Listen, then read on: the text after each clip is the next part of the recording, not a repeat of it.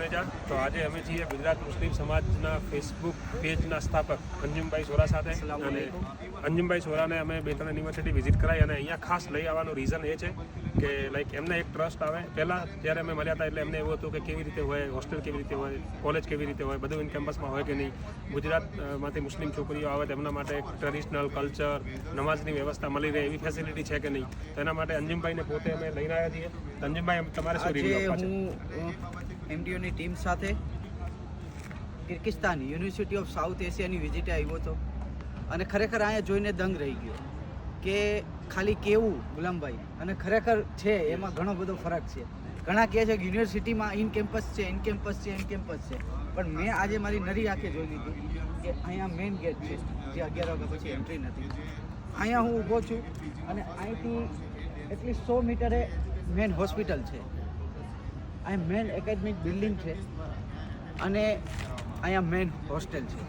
અને અહીંયા ક્લિનિક બી ચાલુ કર્યું છે આપણા સ્ટુડન્ટ માટે. જી, મતલબ એક જ જગ્યાએ ઊભા હું એટલીસ્ટ 100-150 મીટરના દાયરામાં બધું આવી જાય અને આ ખરેખર આ કાબિલે દાદ વસ્તુ છે. તો તમે અહીંયા ગુજરાતી છોકરીઓને અને ગુજરાતી છોકરાઓને મળ્યા છો, કારણ કે 2-3 દિવસથી અહીંયા છો, તો એમને મળીને તમને કેવું લાગ્યું? જી, હું આ એકેડમિક બિલ્ડિંગની હમણાં મુલાકાત લીધી. ઘણા ગુજરાતી મુસ્લિમ બાળકોને, દીકરીઓને હું મળ્યો છું અને મેં ત્યાં એ પણ જાણ્યું કે અહીંયા બીજી પણ કન્ટ્રીઓમાંથી આવે છે, પણ ગુજરાતીઓ પણ ઘણા છે અને બધા સાથે બેસીને નિરાતે વાત કરી. બધાએ કીધું કે અલ્હમ્દુલિલ્લાહ બહુ બધી ફેસિલિટીઝથી લઈ, સ્ટડીથી લઈ અને staff behaviour, professor behaviour, teacher behaviour એ બધો બહુ મસ્ત છે. હવે બીજો ક્વેશ્ચન કેવો હોય છે કે જો એકેડેમિક સારું છે, બિલ્ડિંગ સારું છે, કોલેજ સારું છે, હોસ્પિટલ ઇન કેમ્પસમાં છે, બધું 11 વાગ્યા પછી છોકરાઓને બહાર નહીં જવા દેતા, બટ એક મેઇન કેમ્પસ હોય છે ફૂડનું.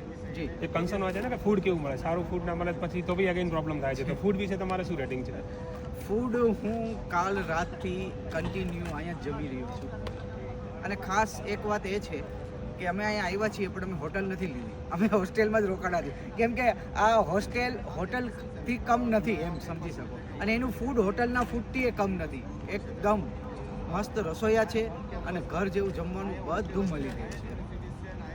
ચાલો, થેન્ક યુ. તો તમે બી લાઈક ઘણા બધા મુસ્લિમ પેરેન્ટ્સને ડાઉટ અને એવું ઇસ્યુ હોય છે તો તમે અમારો કોન્ટેક્ટ કરી શકો છો મેકિંગ ડોક્ટર ઓર્ગેનાઇઝેશનનો. Thank you.